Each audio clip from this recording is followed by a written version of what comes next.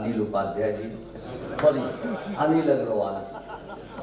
अभी क्या है कि हमारे बिहार के भी एक अनिल अग्रवाल जी, तो थोड़ा कंफ्यूज करके अनिल अग्रवाल जी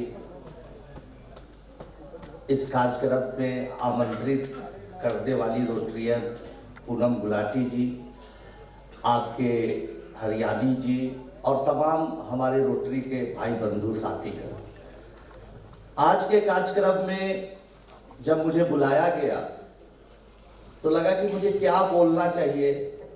रोटरी में जाने का पहले भी कई मौके मिल चुके हैं मुझे, और पटना में भी रोटरी क्लब वाले लोग जब भी बुलाए तो मैं वहां जाता हूं।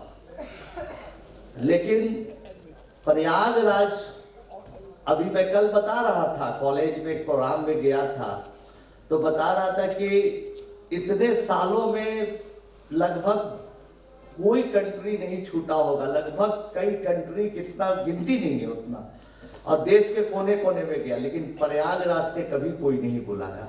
आप लोग बुलाए, इसके लिए बहुत धन्यवाद।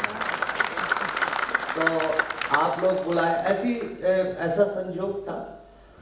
तो धन्यवाद देने के बाद हम आगे बढ़ना चाहते, तो हम सोचे कि क्या बोलना चाहिए भाई, आप लोगों से क्या बातचीत करनी चाहिए जिसका कुछ अच्छा परिणाम निकल के आए, सुनने भी अच्छा लगे, उसका परिणाम भी अच्छा हो। तो हमने सोचा कि चलो एक घटना से शुरू करते हैं आप लोगों से बातचीत, ज्यादा लंबा और चाटू कुछ नहीं बोलेंगे, हाँ, इसलिए प्रेम से सुनिएगा तो अच्छा लगेगा। जो जीवन में हमारी घटनाएं घट रही, उसी से एक घटना लेके बता रहे हैं। कल आपके यहाँ एक लड़का आ रहा है, हम उसको बेटा बेटा बोलते, प्रफुल्ल MBA चाय वाला, उससे आपकी मुलाकात होगी प्रोग्राम में, तो वो इसका गवाह भी है, चश्मदीद इस घटना का। NDTV का एक प्रोग्राम चल रहा था जिसपे लोग दिखा रहे थे आइकॉन ऑफ भारत करके, जिसपे दिखा रहे थे लोग कि भाई हमारे देश में अलग अलग जगहों से, उत्तर प्रदेश, बिहार और तमाम जगहों से, बेंगलोर से, हर जगह से लोग आते थे और अपना एक प्रेजेंटेशन देते थे उस टेलीविजन शो में कि देखिए मेरा ये है, मेरा व्यवसाय मधुमक्खी पालन का है, कोई कहता था कि देखिए मैं खेती करता हूँ, तरह तरह का लोग। तो हम लोग उसमें से हर एपिसोड में एक जुड़ते थे भाई आइकॉन ऑफ ये एपिसोड, और एक फाइनल था आइकॉन ऑफ भारत। उसमें एक आया उत्तर प्रदेश का ही, लखनऊ का लड़का, वो जिम चलाता था। वो बोला कि हम जिम चलाते हैं और बहुत अच्छा जिम चलाते हैं। तो हम और प्रफुल्ल, उसके अलावा 2 लोग और थे, रश्मि जी थी, श्रीकांत जी थी, हम लोग जज थे, पूछते थे उन लोगों से, शायद कोई 100 एक आध एपिसोड देखा भी होगा, 12 एपिसोड का। हम लोग पूछते थे सवाल सबके, अच्छा बताइए आपकी आमदनी कैसे है, आपने इस चीज की शुरुआत कैसे की। हम दूसरा चीज उससे पूछे, हम कि भैया तो यहाँ स्टेज है, तुम कितना पुशअप लगा सकते हो, है जिम चलाते हो, बॉडी बिल्डर हो, कितना पुशअप लगा सकते हो। तो बोला कि आप लोग जितना लगाइएगा ना उसका दुगना तो जरूर कर देंगे। वो भी अच्छा बोला। ऐसे ही माहौल था, कैमरा लगा हुआ था, प्रफुल्ल भी लगाया, 12-15 लगाया, गिर गया। तो हमको बोले कि भाई, हम बोले कि मेरा पेट उठ निकला हुआ है, मोटा आदमी, हम क्या कर पाएंगे। फिर उसके बाद जिम वाला किया तो 35 किया एक सांस में, और हम जब 50, मेरी बारी आई तो हमने जब 50 पार करने लगे, सब कहा छोड़ अब मत करिए। तो सब अचरज में कि भाई आप जैसा आदमी 50 कैसे पुशअप कर दिया, उसके ऊपर जा रहा था, क्या इसमें बात है। उतनी ही देर में नगमा जी आई, जो वहां की एंकर है, कई लोग देखे होंगे, बोले हाँ आनंद जी आप तो एकदम सरप्राइज्ड कि आप तो यंग हैं, 10 साल पहले हम आपका इंटरव्यू लेने पटना गए थे, आज आप वैसे ही दिख रहे हैं। मुझे और खुशी होगी भाई इतनी तारीफें सुनकर। कुछ दिन बाद, उसके 1 महीने बाद मैं जापान गया, तो वहां एक इकावो करके एक रिपोर्टर थी, उनकी टीम से मुलाकात हुई, 12 साल पहले आई थी। वो बोले कि भाई बड़ा अच्छा है, 12 साल में आप में कोई चेंज नहीं है, वो बहु चेहरा, मैं तो बुढ़ी हो गई। क्या राज है भाई, आपको इतना फिट रहते हैं, इसका क्या राज। हालांकि आज तक ही कोई पूछा ही नहीं मेरा शरीर देख के, सब पूछता भाई सफलता का मंत्र बताइए, जीवन में कैसे सक्सेस हो, मेरे बच्चे कैसे पढ़ ले, ये पूछता ही नहीं है कोई। वो लोग पूछा, मुझे अच्छा लगा। दोस्तों आज इस तरह का कभी भी मैं भाषण नहीं देता हूँ, इस तरह का कभी किसी से बातचीत नहीं करता हूँ, लेकिन आज करूँ। सफलता का राज है खुश रहना। आप जीवन से खुश रहिएगा। सब चीज खाते, मिठाई उठाई, सिंघाड़ा उघाड़ा जो दे दिया सब, लेकिन आप खुश रहिए। और ये खुशी कहां से आती है? सबसे बड़ी खुशी जिंदगी की आएगी आपको उसी वक्त, मैं अपने अनुभव के आधार पर दावे के साथ बोल सकता हूं, जब आप दूसरों के लिए कुछ करिए। दोस्तों, रोटरी क्लब से मेरा आना जाना, मिलना जुलना सिर्फ इसलिए रहता है, और सभी रोटरियन का मैं बहुत सम्मान करता हूं, क्योंकि मैं कई घटनाओं को देखा हूं, कई चीजों को देखा हूं कि जो रोटरी वाले समाज के लिए काम करते हैं, उनको पढ़ाने का, लिखाने का, आगे बढ़ाने का। एक घटना हम बताना चाहेंगे, आपको बहुत अच्छी बात बताना चाहेंगे कि बहुत लोग हमसे पूछते हैं कि आप सफल कैसे हो गए, आपको इतना सम्मान मिले, इतनी पहचान बनी, फिल्म तक बन गया आप पर। मैं भी सोचता हूँ कि हमने क्या किया भाई, 30 बच्चा को घर पर रखा, खिलाया, पढ़ाया। हमसे तो बहुत ज्यादा बहुत अच्छे काम करने वाले लोग हैं, लेकिन हमारी इतनी चर्चा क्यों हो गई? इसलिए हुई, इसके भी पीछे की वजह है।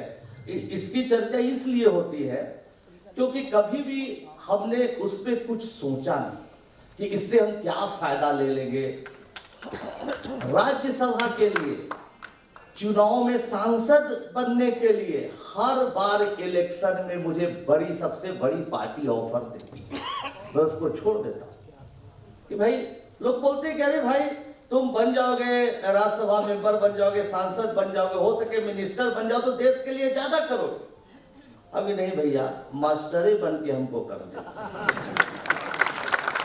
उसी तरह से आप लोग जो भी व्यवसाय कर रहे हैं, जो भी कोई काम कर रहे हैं, वहां वही काम करिए, उसमें कोई परिवर्तन लाने की जरूरत नहीं है। समाज के लिए क्या कर रहे हैं, ये बहुत महत्वपूर्ण है। और ये भी याद रखिए कि कोई आदमी जबरदस्ती समाज सेवा कभी नहीं कर सकता है, समाज में बदलाव नहीं ला सकता है। आपको कहीं ना कहीं माहौल उसको बनाना पड़ेगा, कहीं से इंस्पिरेशन लेना पड़ेगा। हमारे पिताजी एक बहुत महान आदमी थे। कहने के लिए तो पोस्ट ऑफिस में चिट्ठी बांटते थे, चिट्ठी छाटते थे। गरीबी इतनी कि पैसे का भाव इतना कि जब कैम्ब्रिज यूनिवर्सिटी में मेरा एडमिशन हो गया तो हवाई जहाज का किराया तक उनके पास नहीं था, इतनी गरीबी थी। फिल्म में आप देखे होंगे, लेकिन उनमें एक चीज था कि लोगों के लिए, इतनी गरीबी के बावजूद भी लोगों के लिए सेवा भाव रखते थे। क्या करते थे कि जैसे एक लड़का था हमारे गांव में, वो लड़का का नाम था दुख हरक, दलित लड़का था। वो गांव से गया कमाने, उस जमाने का 30 साल पहले की बात है, कमाने गया कहीं कि भाई कुछ रोजी रोटी मिल जाए, कुछ 30-35 साल पहले, बहुत छोटे थे तो कमाने गया। तो पता चला कि भाई वो कहाँ है, क्या है, किसी को कोई पता नहीं, ना कोई चिट्ठी, सब बंद हो गई चीजें। तो उसके माता पिता रोते हुए आए हमारे पिताजी के पास कि भाई पता करिए कहाँ है मेरा बेटा, कहाँ है।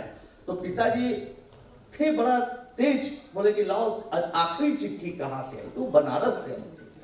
पिताजी गए वहां पर, उनके पास रेलवे का एक जो चिट्ठी छाटने के लिए आरएमएस बॉगी होता है, उसमें चलने का एक पास होता था। वो पास टोकन के आधार पर कहीं भी आते जाते थे। तो उससे आगे यहाँ पर बनारस आने के बाद देखा, पता किया, कहा गए, वहां पर देख के उस फैक्ट्री का मालिक, वो जहां फैक्ट्री में एकदम डर गया, कांपने लगा। अब पिताजी को भगाने का प्रयास किया। पिताजी भाई हाथ जोड़ के बोलते बताइए वो बच्चा क्या। उस बच्चे का हाथ कट गई थी फैक्ट्री, और एक हाथ कट जाने के बाद वो बच्चा बहुत असमर्थ हो गया था, और फैक्ट्री वाले लोग डर रहे थे कि बाहर बात आएगी तो बहुत दिक्कत होगी। पिताजी समझाए कि भाई जो हुआ सो हुआ।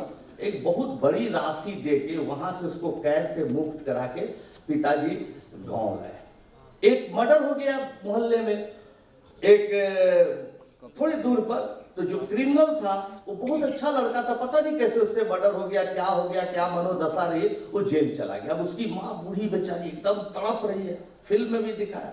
तो पिताजी वो चिट्ठी लिखा जेल से, पिताजी उस चिट्ठी को झूठी खबर पढ़ के बताते थे कि मैं बॉम्बे में हूँ, मेरी नौकरी लग गई है, लो माँ मिठाई, और अपने पैसे से पिताजी उसको मिठाई ले जाके देते थे, उसको दिलासा देते थे। मोहल्ला में अगल बगल जो गरीब बच्चा बच्ची का पेट बड़ा हो गया, पिताजी को लगता था ये लगता है इसको कृमि जोंक हो गया है, इसको कीड़ा हो गया, उसको कीड़े का दवाई दे देते थे। तो ऐसी घटनाओं की जो लिस्ट है वो बहुत लंबी है, और रोटरी में थे भी नहीं, बस ऐसे ही थे।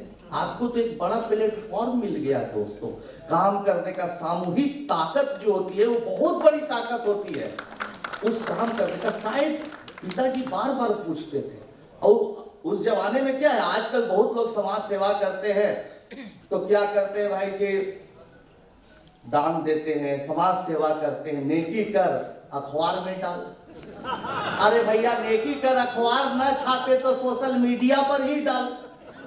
वो कॉन्सेप्ट सबसे अच्छा होता है, नेकी कर दरिया में डाल। अपने आप अखबार वाला छापता है, अपने आप डिस्कवरी चैनल वाले आते हैं, अपने आप चीज अच्छी होनी चाहिए। तो हम इस प्रोग्राम के जरिए, इस कार्यक्रम के जरिए मैसेज देते हैं पिताजी की कहानी को आगे बढ़ाते हुए। तो उनसे संस्कार में आ गया कि भाई समाज के लिए करना चाहिए। और पिताजी एक बात बोलते थे, बहुत दिल से बता रहे दोस्तों, कि अगर तुम समाज के लिए जियोगे, भ्रष्टाचार नहीं करोगे, समाज को आगे बढ़ाने के लिए जियोगे, तो तुम्हारा बाल बच्चा कभी गलत नहीं होगा, अच्छा करेगा। और दोस्तों, जीवन की आखिरी कमाई जो होती है, जो अंतिम सांस तक आपको खुशी देगी, कब आदमी सफल हो जाता है? जब उसके बच्चे सफल हो जाते हैं। तब करोड़ों अरबों की संपत्ति बेकार हो जाती है, बच्चा जब नालायक निकल जाता है, बेरोजगार निकल जाता है। और ये हम लोग अपने अनुभव के आधार पर बता रहे, इतने साल का अनुभव, कि हमने देखा कि हर परिवार में, हर समाज में जो सोसाइटी के लिए कुछ अच्छा काम करता है वो बहुत अच्छा होता है। रोटरी बहुत अच्छा काम कर रहा है, इसमें कोई शक नहीं है। उदाहरण के लिए हम बता रहे हैं, यहाँ पर मोना पुरी जी हैं, रोटरी दिल्ली में ये काम करती है, क्लब नंबर हमको याद नहीं है, लेकिन वहाँ काम करती है। पता चला एक बार इन्होंने मुझे आमंत्रित किया, उठ जाइएगा मोना जी, सबको पता चलना चाहिए कि कैसे कैसे रोटरियन यहाँ पर हैं, तो ताली बजाइएगा इनके लिए। काम करती है बैठिए। तो जब ये काम करती है वहाँ पर, तो हम देखे कि भाई एक बार इन्होंने कहा कि चलिए, ये हमारे क्लब का एक प्रोग्राम है, तो चलिए। हम दिल्ली में ही थे कुछ कार्यक्रम पे, एक आश्रम जैसा था, एक संस्था थी, जहां पर बच्चियां जो है, जो विकलांग बच्ची है, जो चल फिर नहीं सकती है, व्हील चेयर पर रहती है, वैसे बच्चियों की एक संस्था को सेवा भाव से चला रहे थे कुछ लोग। और जो बच्ची दर्द हो रही है, उसकी परेशानियां, बहुत तरह की परेशानियां थी, उसमें जा के ये अपने 5-6 ही महिला जाती थी, रोटरी क्लब पड़ा, लेकिन 5-6 महिला जाके हर सैटरडे संडे जब बोला सेवा भाव करना, कुछ देना, उनका सफाई करना, हम देख के दंग रह गए। और इनके चलते रोटरियों के प्रति मेरा सम्मान और भी ज्यादा बढ़ गया। तो दोस्तों, आपको इस जन्म में काम मिला है, बहुत तरह तरह का व्यापार मिला है। कभी कभी क्या होता है कि आदमी मकसद भटक जाता है। नक्सल आंदोलन हुआ, हो सके कोई आदमी जब शुरू किया होगा तो उसका मकसद और था, बदल के अलग हो जाता है। जब देश आजादी के लिए लोग स्वतंत्रता के लिए लड़ाई लड़ रहे थे, तो एक राजनीतिक पार्टी का गठन हुआ, और आज की राजनीति में दोनों में बदलाव हो जाता है। रोटरी में भी कभी कभी बदलाव आ जाता है। कैसी बातें इन्होंने कही, अभी आपके जो रिप्रेजेंटेटिव साहब ने लेक्चर दिया, हम सुन रहे थे उनकी बात। उन्होंने क्या बोला, पोलियो वाला, फिर उन्होंने क्या बता, अनिल जी के सपने ख्वाब बताए। लेकिन कभी कभी रोटरी क्लब बन जाता है, खाना पीना और नाच गाना पर फोकस ज्यादा हो जाता है। सही बता रहे हैं, ये नहीं होना चाहिए। होना चाहिए साथ साथ गाना बजाना, खाना, ये भी जीवन का पार्ट है।